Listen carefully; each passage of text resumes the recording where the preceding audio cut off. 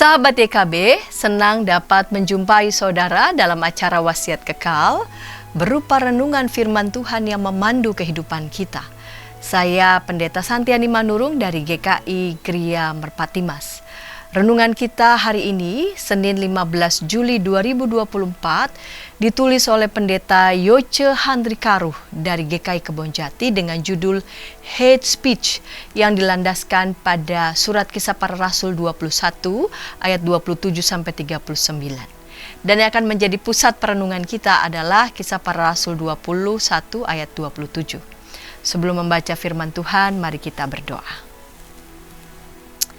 Bapa di surga, mengawali hari yang baru ini kami mau memberikan diri kami merenungkan firman-Mu.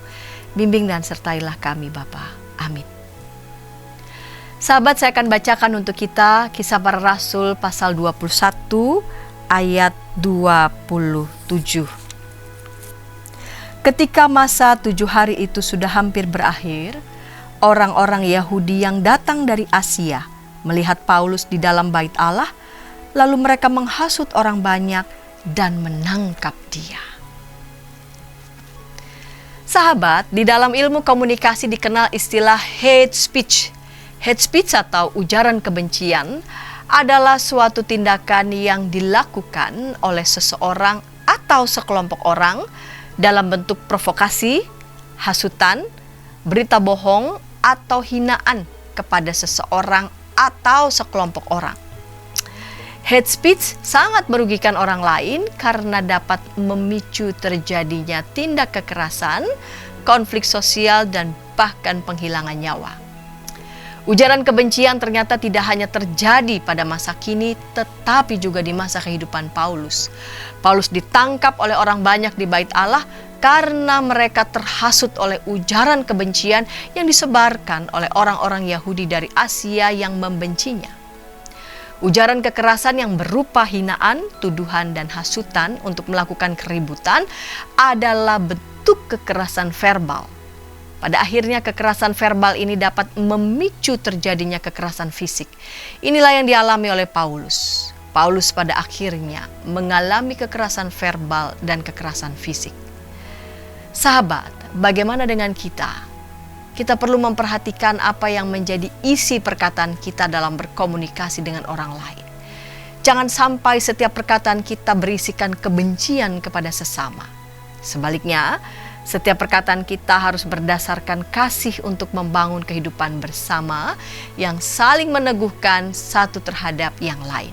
Dengan demikian, keberadaan kita akan menghadirkan perdamaian, saling pengertian, dan toleransi antar kelompok dalam masyarakat. Mari kita berdoa. Kepada kami ya Tuhan, Engkau karuniakan akal dan budi. Dengan akal kami dimampukan untuk dapat selalu belajar bahkan mencipta, namun juga disertai dengan akal dan budi.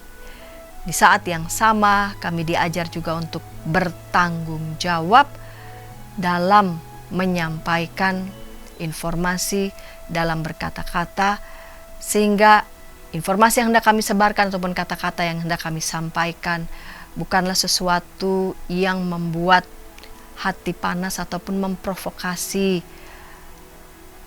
sesama yang dapat berdampak pada ketidakbaikan bahkan pada kerusakan.